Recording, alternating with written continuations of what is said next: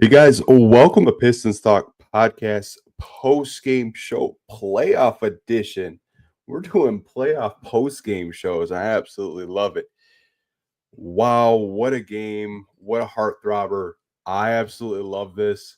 Um, we're gonna get into this post-game show. We're gonna have Sean Murphy join us a little bit later into this show. He's actually a very busy man. He's doing another Pistons post-game show, but I absolutely love that. We're gonna get into these post-game notes.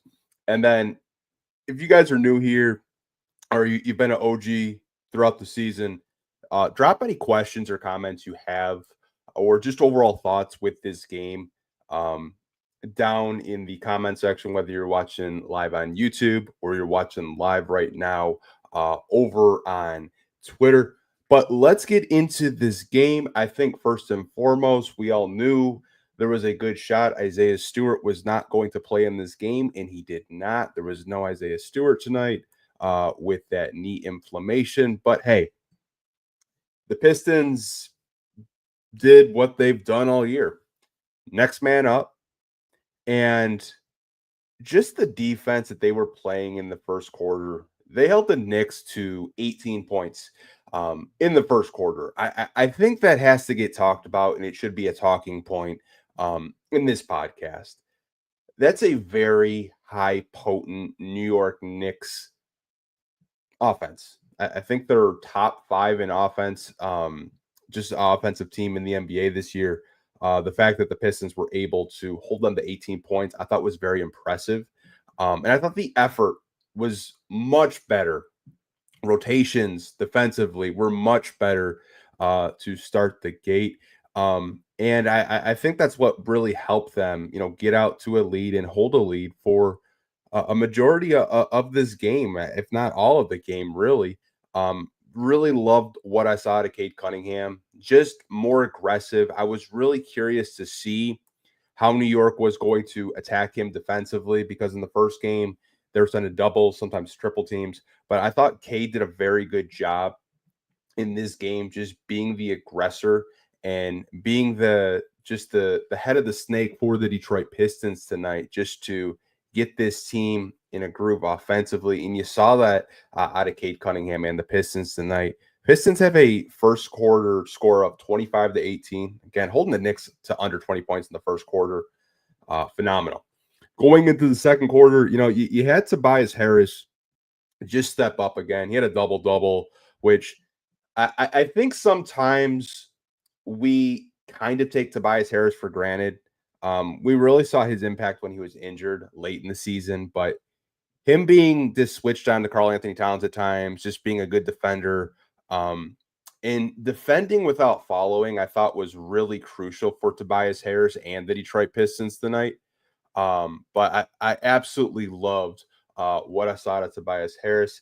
And we're joined by my guy, Sean Murphy, very busy man. Told the people at the top of the podcast that Sean's really popular. I don't know if I'm going to be able to get him on here, but we got it, man. How's it going? Anthony, my guy, it's great to see you. 6,174 days later, the Pistons have finally won a playoff game. The last time they won was the day after my 11th birthday. So, celebrating my 28th next month. So, yeah, man, absolutely crazy times. Great time to be a Pistons fan. Incredible performance by Cade Cunningham and the crew. And now, from here on out, the exciting thing for the Pistons and the scary thing for the Knicks is this Detroit team has absolute no pressure from here on out. It is house money. Whatever happens from this point on, it is absolute luxury for them. So it's going to be a great series to see this come back to Detroit and to go get home court advantage too. That's huge. Yeah, it really is. Before you came on, I was kind of talking about Tobias Harris and his impact and having a double double, and I thought he did such a great job of not only taking the challenge of defending Cat certain possessions, but defending without following. I thought was so huge. I don't know about you, how much you were able to watch the game, but what did you kind Yep. of just make of Tobias Harris tonight?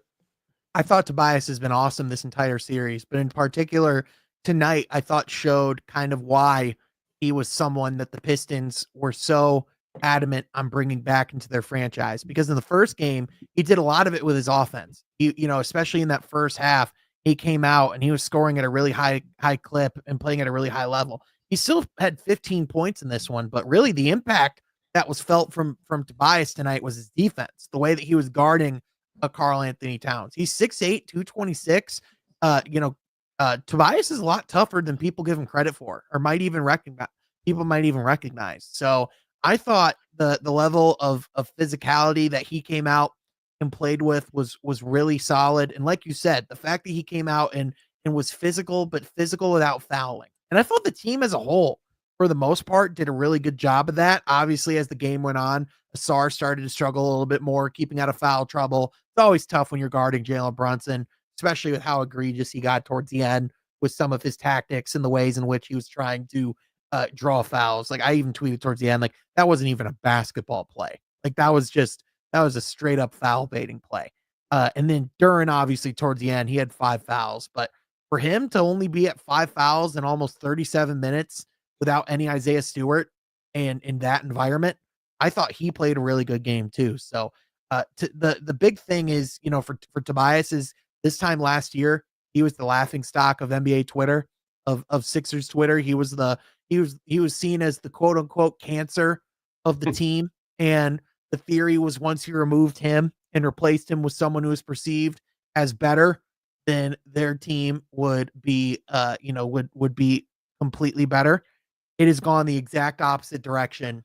And now you have a Detroit group that absolutely loves him, but also absolutely needs him. And I think there's something to be said. I've made jokes about it before, but there's something to be said about being able to perform at your best when you're actually respected by where you're at, whether it's from the fans, your teammates, social media, whether, it's being embraced and being in the right role. I just think this is the perfect fit for Tobias.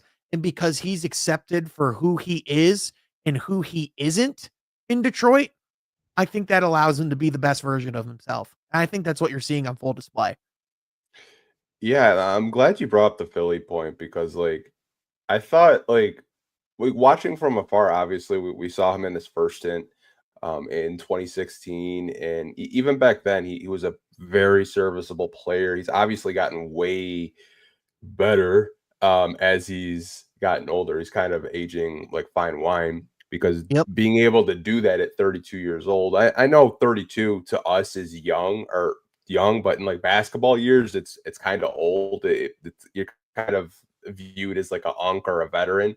But I think his first 2 games in these playoffs, I think the narrative with his name is completely gone out the window. Well, Game 1 gave him a chance to win the game, and in mhm. game 2, getting crashing the glass, getting double-digit rebounds against a team that was playing Mitchell Robinson and Karl Anthony Towns, I think is really impressive. Well, and you mentioned like Tobias, like he's only 32, but this is year what 13, 14 for him now. He's played a lot of minutes. He's almost getting to like Al Horford territory of being like an elder statesman of the NBA, and honestly, I could almost kind of see him being on an Al Horford trajectory with kind of like how his game ages and the way that he can play kind of like later into his years, because it's not like his athleticism is what his game's predicated on, So I just again I thought he was absolutely brilliant. And again, all of his teammates just absolutely love him. And for him to come out and lead the team in minutes and play to the level that he did, like he's been the stable figure this team has needed on and off the court. Yeah, it's honestly because I know me and you, we both had our opinions about Tobias Harris's offseason. Obviously, there are some other people, that have podcasts, have live shows like this that weren't the biggest Tobias Harris, fans. And I'm not going to call those people out. They know who they are if they're watching. But he impacts winning. He's impacting Yep. playoff basketball right now, and he's helping them win. I did want to talk about another veteran, and it's a player that me and you talked about during the NBA trading deadline. That's Dennis Schroeder. I thought Dennis Yes. Schroeder was, in my opinion, outside of Cade, probably the second best player on the court. They needed all 20 of his points tonight. He was the most important Piston down the stretch. I mean, he had his game, he had his shot going in the fourth quarter to match some of those big threes that the Knicks were hitting, and to have the confidence to take some of those shots. Like I think, like I mentioned earlier, like this is his third team in this season, and he's been bounced around a lot. He's been traded a lot. He's been given up on a lot. So to come into a team just over 2 months with the franchise in one of their most important games in the last 2 decades and hit those shots was sensational. And he did things in his first two playoff games that guys like Reggie Jackson will never be able to say that he could do in a Pistons uniform, you know? And so at the very least, I think Dennis Schroeder is going to have free beer for the rest of his life if he ever goes out in a bar to Detroit to be able to help and break that drought and break that historic playoff losing streak. But you know, we've talked before about like the big key this playoffs was who could replicate some of that, some of that second option shot creation without a Jaden Ivey. And Dennis Schroeder, like he almost entirely replicated his output tonight. He was like 80-90% of what you would get from like a normal Jaden Ivey like regular season game. Yeah, I mean, I I I didn't really expect him and Malik to have off games, but I think when Dennis realized that, Malik isn't hitting his normal, shots that he usually hits. Tim is hot and cold. You never know what Tim Hardaway Jr. you're going to get. And I think that's kind of the frustrating thing about him as a player, but we love him. He's like, you know what? I got to be that second option right now. I got to get us going. And he did have 1 3 that I didn't think was going to go in. It bounced like 5 feet off the rim and went back in. And I screamed at my TV so loud when it went in. I was excited, but just to have his impact, you're right. Like a lot of people have talked about Jaden Ivey being that secondary option next to Cade, but Schroeder's just like, hey, I can fit into a secondary option next to Cade Cunningham. I can help us, get a good 15 to 20 points. He had 20 points tonight against the Knicks, and it was wild. I don't know if you saw it. I feel like every play he was getting shoved by the Knicks, and he was Yep. on the floor. I was like, bro, what is going on?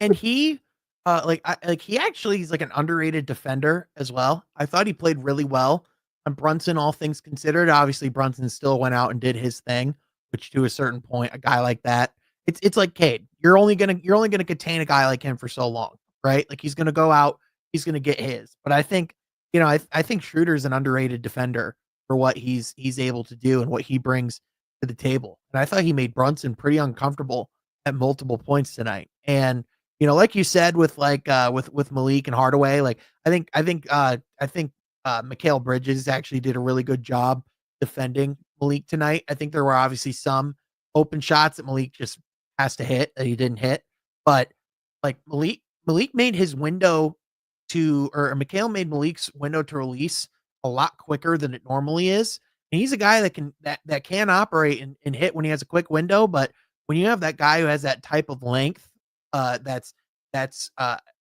contesting you at the 3-point line, that can make your shot a lot harder to hit, even for an elite, 3-point shooter like Malik. And like you said with Tim Hardaway, it is kind of one of those things where it is a total heads or tails thing. Like sometimes you're like, man, how is this guy not like a $20+ million a year guy, like without even a second thought? And then there's nights where it's like, wait, Tim Hardaway was playing? Yeah, it's just like I told fans in the beginning of the year, I said, you guys are gonna love and hate Tim Hardaway. It's the full experience, and you just have to kind of uh go with the ride. It's a roller coaster because when he's hot, and when he's not, it's really noticeable. But it's a really good point by you bringing up, Mikal Bridges and the type of defender he is, the way he uses his length. And then, Malik did have a couple opportunities to kind of curl off a screen and hit a three. I think he hit 1 or 2 of them tonight. I think he had like 9 points last time I looked at the box score. I don't know if that's accurate or not because I was Yeah, kind of he had 9 points. He was 2 and 9 from the field, but he was 1 of 8 from three.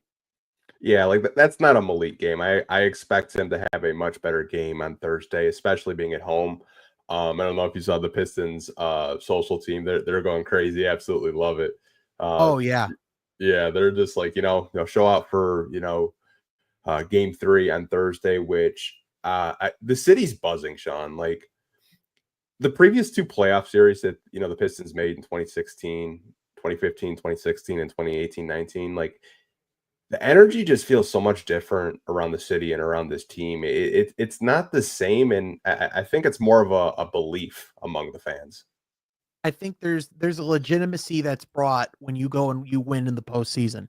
Like it's like it's kind of like with the Lions' success that they've been having over the last few years. It's like, all right, that's great, but until that you go win a playoff game, what's different, And like once you've seen that surge, it's kind of taken off into this whole other stratosphere. The Pistons are kind of almost in this similar position. And again, I think we talked about how much of a matchup this really favored the Pistons, and this is the first time that they actually had a good matchup where they weren't just being thrown to the lambs for the slaughter. Like when they went and faced the Cleveland Cavaliers in 2015, when they went and won the 3-1 comeback in Golden State, like that team was insanely good. And then they faced the Milwaukee Bucks team in 2019, who I don't think they made it to that was an Eastern Conference Finals team, right? I don't think that team won the title or anything because they won in 21. Yeah, I'm trying to remember who beat them in the Eastern Conference. It might have been the Kawhi year, if I remember Yeah, correctly. I think it was the Kawhi year. Yeah, it was the Kawhi year. Yep. So, like those 2 teams, and quite frankly, just where the Pistons were, those were just not a competition. And so now to see and legitimately, and the other thing as well is this team actually has like a lot more room to grow. Whereas before it was like that was their ceiling, that was their cap, Mhm. was being swept in the playoffs. Now we don't even know what their cap is because who knows? We could legitimately be watching this team in May, Anthony. Yeah, and I mean, like, I looked because I've seen a lot of discourse. I know we've talked about it before. It's just like Jaden Ivey's about supposed to get reevaluated this week. He's almost clearing 2 weeks since basketball activities, and a lot of people said, like, well, if the Pistons can win a first round series, theoretically, Jaden Ivey could possibly be back for the second round. And it's just like you have those conversations, and I never want to rush him back. Like if he's 100% healthy, um, come back. But man, like if you would have told me the Pistons were playing meaningful basketball in May going into the summer, I would have thought we would have traded for a star, or would have been like a really busy summer. But like just the way JB has these guys playing next man up mentality and playing team basketball is just so refreshing as a fan to watch.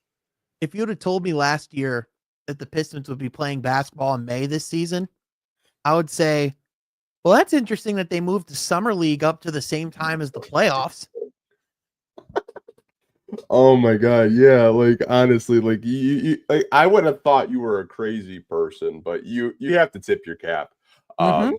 to JB Bickerstaff because like I think I don't know about you, like my prediction was like 32 wins. I thought that was kind of like the ceiling and That's where I possibly was. Yeah. a play-in team, but they shattered my expectations, and I'm happy that JB was fired and he's the new Detroit Pistons coach. Obviously Cleveland has Kenny, and they're doing their thing, but like one man's trash is another man's treasure, in my opinion. Mhm. And JD and Cade were actually just talking about it post game.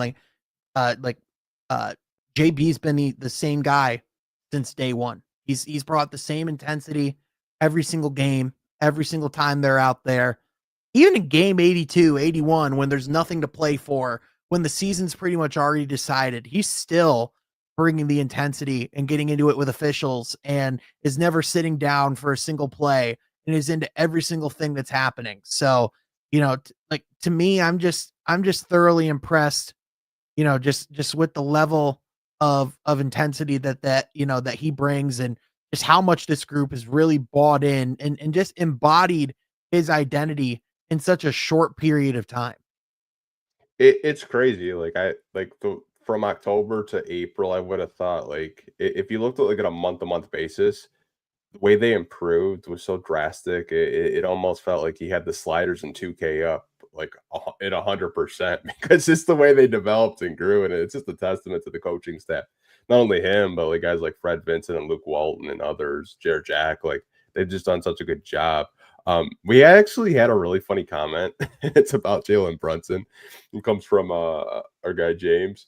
He said, I've seen over 12 posts on social media about the game, and every comment is how ridiculous Brunson is with this foul baiting, saying his new nickname is Bobblehead. Can I read you an actual thing that Tom Thibodeau just said in a Yeah, press conference? Go for it, brother.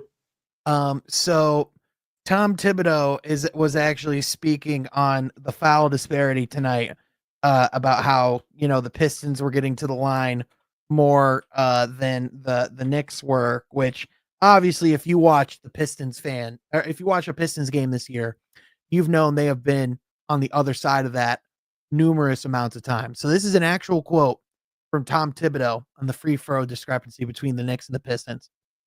If Cade Cunningham's driving and there's marginal contact and he's getting to the line, then Jalen Brunson deserves to be getting to the line as well. It's really that simple. Is he serious right now? That is a serious, unedited, actual video, legit words that came out of this man's mouth complaining about Jalen Brunson not getting to the line enough. Brother, you're really going to blame the officials? I always say, mind you, Jalen Brunson had one less free throw attempt than Cade Cunningham. I know. One. So Tom, with all due respect, get the out of here with this bull. Mr. Ray has like literally the funniest comment. He's like, man, what are you talking about? The disparity. Man's losing his mind along with his hair. Like, I honestly, like that's wild. Yeah, whatever salts he's sniffing before the game, those should be investigated because that is just bull. There's just no other way to say it. That's hilarious. I honestly think the reason why that there was such a foul disparity in the first half, obviously the Pistons had way more free throws than the Knicks. The Knicks didn't go to the free throw line. Not defending the Knicks anyway, but I think the reason why the Pistons got to the line is the Pistons dictated how the game was going to go. The Pistons came out the gate and were physical, and that's how the refs decided to call the game. And the Knicks did a lot of complaining between OG Anunoby, Cat, everyone on that team. But it's honestly wild to me that he goes to the podium, game 2, saying that Jalen Brunson should have got to the free throw line just as much as Cade. When you look at the box score, Cade only got to the free throw line one last time. And like Cade has been hammered this year. I'm sorry, like Jalen Brunson is like a free throw merchant. Our guy Eric Vincent had a tweet out to go earlier, and it kind of popped off, went viral. It just kind of shows you like how bad like the fouling is. It's like on par with Trae Young, just like the flailing of the body. There's a 3 in I want to say the second half where like it might have been the Tobias foul where he just throws his body up. And he goes, 3 free throws. I'm like, dude, like that's not basketball at the end of the day. No, the NBA. He was not legitimately trying to shoot a 3-point shot. It was not an actual shot attempt. He legitimately threw his body into Tobias so that he could draw the contact and then threw it towards the general vicinity of the basket. Like, I understand, and listen, I've been as much of a Jalen Brunson proponent as anybody. I've been as much of a champion of his game. I still think he's a tremendous player. But if I'm the Knicks, I'm feeling a little worried that that's our late game offense in game 2. Like Asar was already fouled out by that point. So in theory, the Pistons already were without their best perimeter defender. You're having to resort to that in game 2 when the Pistons have essentially been controlling, like, because if you think about it, Anthony, outside of that 21-0 run, the Pistons have been the better team for 6 out of 8 quarters thus far. Is that ridiculous to say? No, they've played like the more under control team. You can really Uh, argue 7 because I mean, they were the better team all 4 quarters tonight. yeah, I mean they came out, punched the Knicks in the mouth, and said we're gonna play physical, and if you can't play physical with us, then just watch us get a lead. They had a 13-point lead at one point. Obviously it dwindled down to 6, but they never wavered. Obviously there were some lucky bounces that went the Pistons' way, obviously, but like I Mhm. thought there was a couple times where I'm gonna this player on the Knicks, I'm surprised he did not get a technical tonight, and that's Josh Hart. Yeah. Josh Hart, the way he gets in officials' faces, I'm sorry, if that was anyone on the Pistons, they would get ejected. Like, he If it is was like Isaiah screw Stewart, he would have gotten a technical before he even got over to the ref. oh my god. I was just like, and some of I respect the hell out of these refs because they are letting these guys play. They're not bailing them out with free throws. And Mhm. I think the coaches, I think that some of the coaches need to understand that JB didn't complain about the officials in the first game. He could have. He honestly could have. The fact that Tibbs is doing it in game 2 kind of tells you um, how weak-minded his star point guard is. The fact that he has to draw fouls just to get a 3-pointer or locking Asar's arms. It not even into the half court. Just some of the antics that he tries to get away with. It just kind of makes you think. It's just like, if you need that much help from the officials, I mean, I don't want to say it, but I mean, like, I'm not gonna say it. I'm gonna They say look something I flustered. regret. They they Yeah. they look flustered. They look frustrated. I think they honestly, I think they recognize that they were fortunate to win game 1, and now they're in trouble and heading into game 3 going to Detroit. You squandered the home court advantage. You're now, again, you recognize the expectations that are on your team versus the expectations that were on the other team. You recognize that they have a young, budgeting star in a Cade Cunningham, which I know there was a lot of conversation of who's the better player between Jalen Brunson and Cade. Even if Jalen Brunson is the better player or considered the better player going into this series, we all know it's not going to be very long until Cade Cunningham's considered the better player easily. And I think we're already starting to see that come into play here as the series has gone on. I think for the Knicks, I think there was a confidence of, all right, well, we have bigger things in store. So let's just get through this series and let's focus on that. But you have a young, poised, hungry Pistons team that if you do get past them, you're certainly not going to get past them in one piece. You're certainly not going to go into that Boston series next without being significantly hobbled because this team fights like hell. And they controlled, like, they had an almost 15 rebound advantage on the glass tonight. That's Completely controlled the glass. that's impressive, given that, they kinda went away from the 2 bigs. They didn't do it as much, Mhm. in game 2. I was really surprised because we talked about, the next game plan, and, like, I didn't feel like they pressured Kate as much. I felt like they went away from it. I felt like they got away from the 2 big lineup. I don't really know what changed. Maybe it was Cade just being more aggressive and not, giving them the opportunity to double and triple team him. But the 2 big lineup I was kind of confused by, because when Mitchell Robinson was out there, he was giving him second and third chance points because he's just a 7-footer, and we had a really, really hard time of just boxing him out. But I mean, that's more of a coaching decision at the end of the day, where Tips kind of gambled with it, in my opinion. Yeah, for sure. And I also think from a Cade side, I think he adjusted pretty well too. I think, seeing the looks, like, they didn't really do a whole lot different as far as the looks that they were giving him.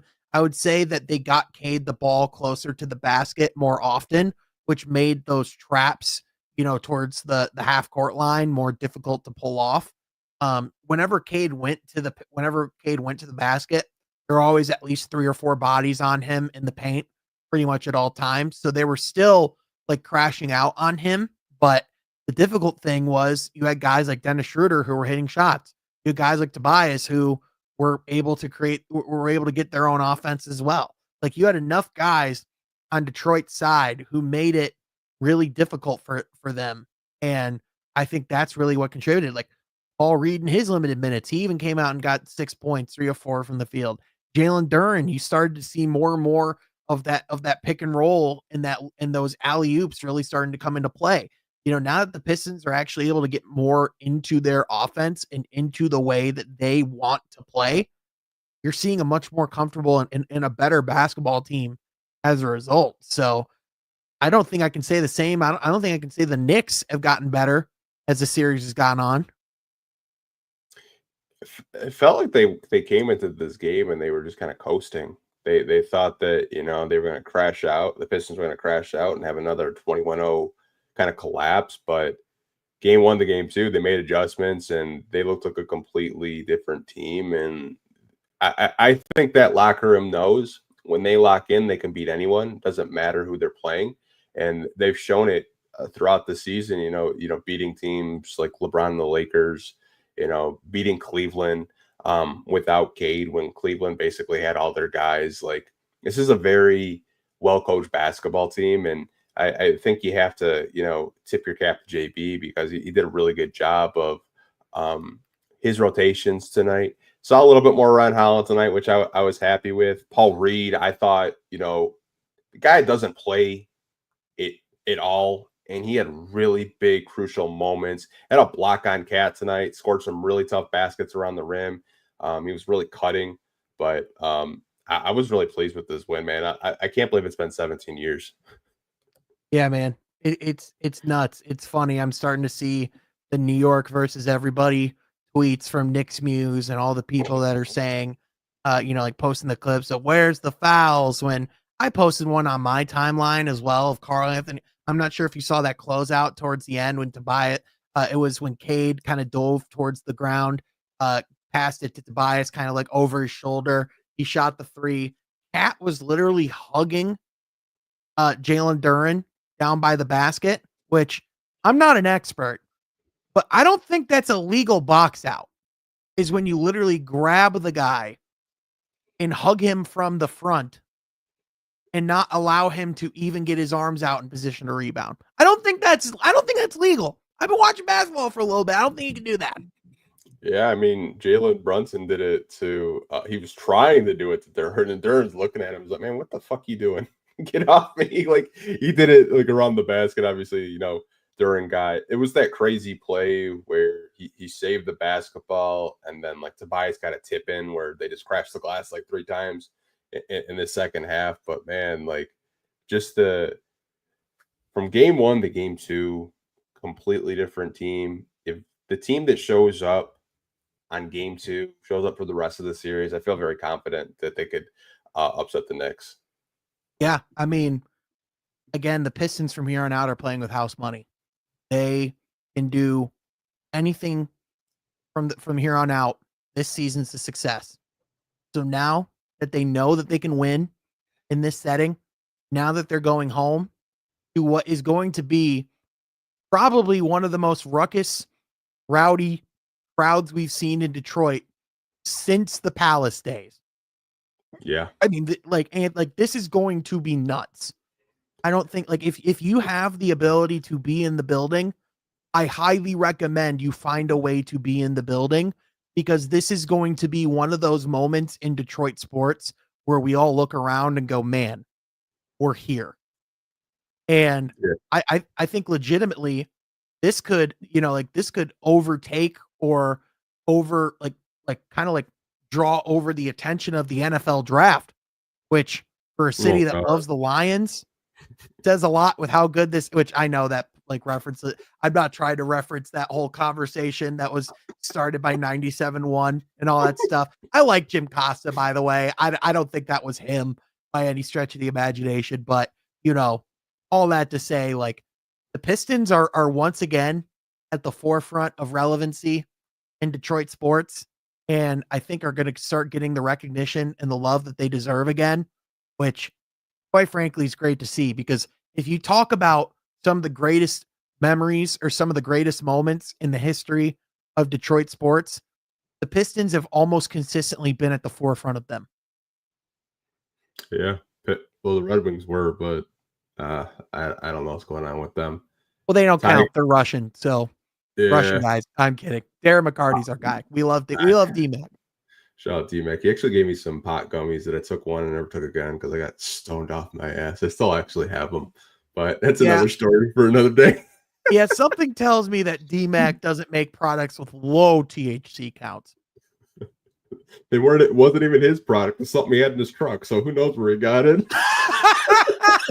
Okay, well, that's on you. If Darren McCartney's like, hey, you want this gummy from my truck?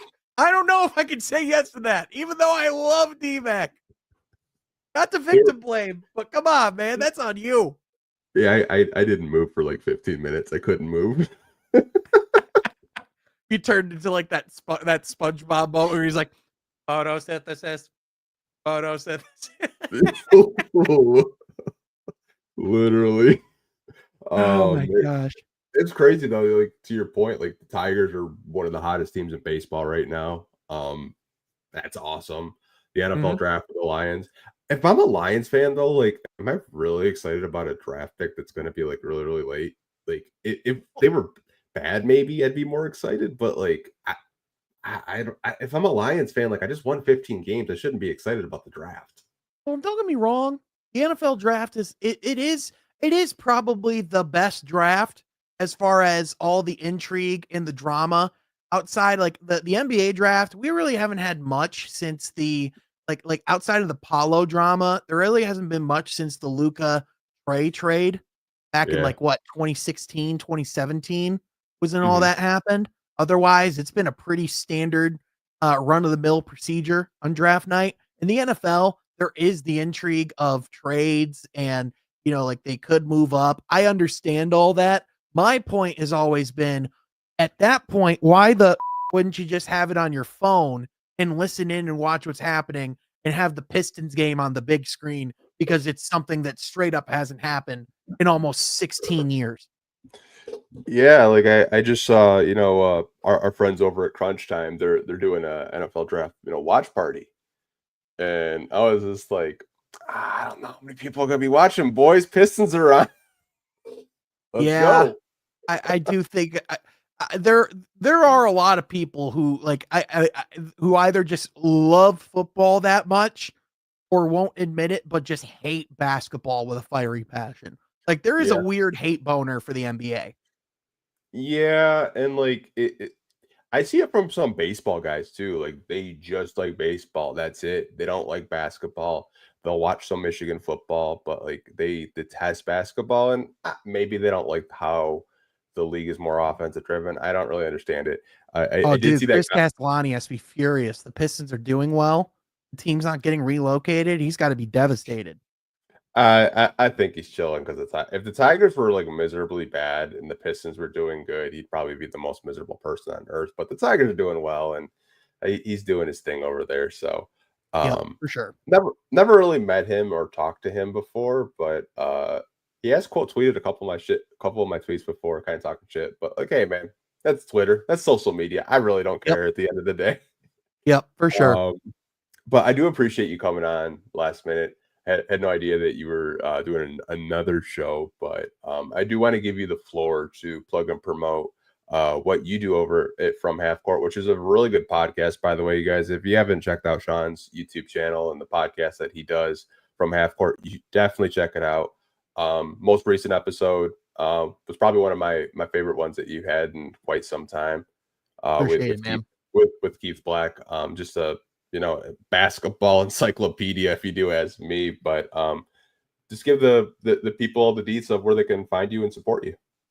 Yeah, Keith's awesome. He's probably the best historian we have on Pistons Twitter. Just shout out Keith. But yeah, man, thanks again for having me on. You can find me on Twitter at Sean Half Court for any live in-game coverage, things of that nature. For the podcast, you can go to YouTube From Half Court, go with my guy Troy Sergey and try to bring on as many guests as possible throughout the season. And yeah, man, it's going to be, especially with the playoffs, some really exciting times. first postseason win in a long time. Going to be doing a lot of content on both, just this series, but also just big picture stuff. Cover all NBA as well. So we're going to be talking about all the other series that are going on, all the other intrigue throughout the league. Have to talk about the Nico Harrison press conference and all that stuff that's going on.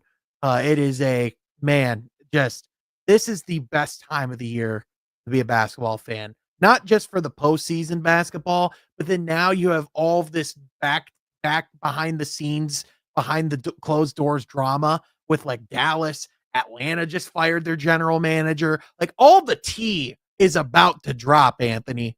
It's here. You know what I just found out, and I said we're gonna wrap up this podcast. Maybe you knew about this, but did you know that the Sacramento Kings owner's daughter, obviously she works in the front office, and she was dating a Kings player, and there was a conspiracy theory from Kings Reddit that he was telling her father to go trade for Zach LaVine and get rid of De'Aaron Fox and stuff like that. There's like a huge just like conspiracy theory. Well, we know from everything I've seen, I'm a sicko. Like one of my favorite things to do is listen to podcasts of bad teams. So like I've really enjoyed Matt George over at Locked On Kings for a while now. Also, this season have become a big fan of Locked On Mavericks for some reason. Don't really know why. But for everything that they've said, it sounds like the owners had a real interest in Zach LaVine for a long time. So if I'm being honest with you, that wouldn't surprise me in the slightest. I think for most franchises, you would go, no, they're too competent to do stuff like that. Not the Kings ownership. They will do anything and everything they want to do, even if it's already blown up in their face before they've done it. Yeah, I mean, I'm sure you saw DeMar DeRozan getting almost getting jumped by fans in Sacramento. Was that at a sushi place in Sacramento? I think so, yeah. Oh no. Yeah, someone literally came up and put their phone right in his face, like right up and just no sense of personal space or boundaries whatsoever. Yeah, they got a bad thing brewing over there, man. I hope Scott Perry does well and can figure something out because he's a good executive. Obviously, it was a big part of the Pistons championship years and all those things. But I mean, you're almost kind of going back. You're almost kind of going in with one of your hands tied behind your back when you have an owner that operates the way that he does.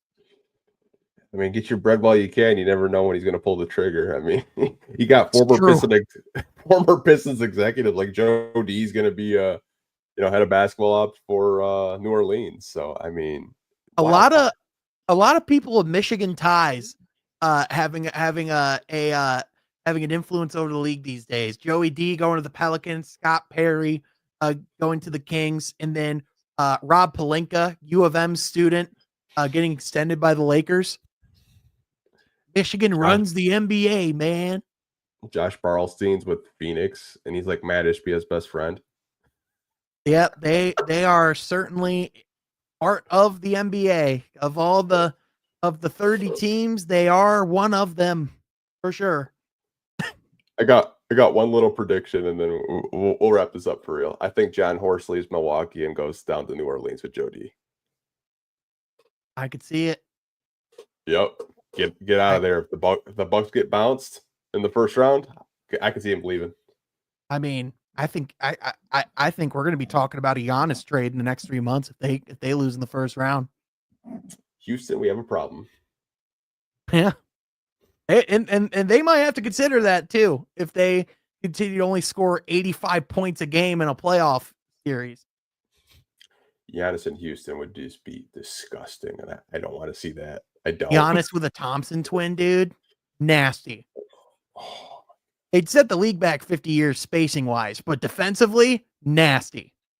Yeah, I mean, I don't know. Brooklyn's like, we want Giannis. I'm like, why though? Yeah, they're like,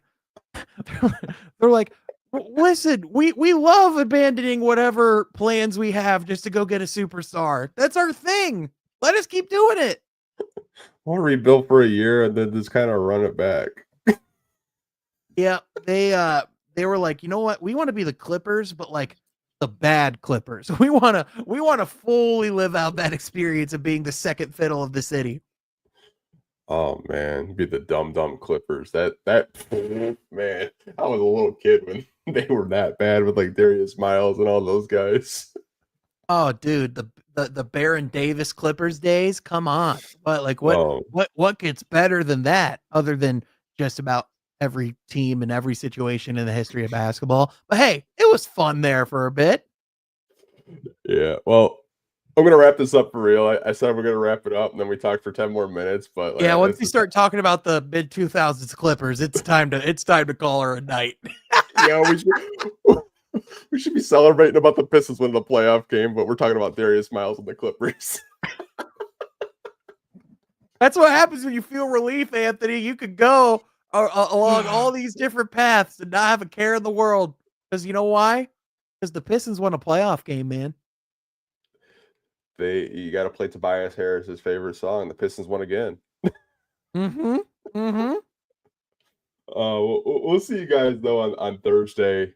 I'm sure the post game show will be crazy after a Detroit Pistons home playoff game. Hopefully, it's a win.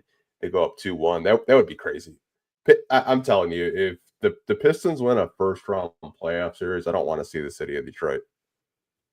I don't want to see the city of Detroit, but also if I'm Tom Thibodeau, I have a really hard time getting off that plane coming back to New York. He might not even let him off the plane. They might just drop him off. Honestly, man, wild times. But I appreciate it as always making the time coming on, man. But We appreciate you, again, man. you guys go over to Sean's YouTube channel from Half Court. Go support him. Go support him and Troy. I'd have to have you and Troy on the podcast. I'm surprised I haven't yet one of these days. But until next time, you guys have a good night. Go Pistons. Can't believe the series is tied 1-1. Let's go.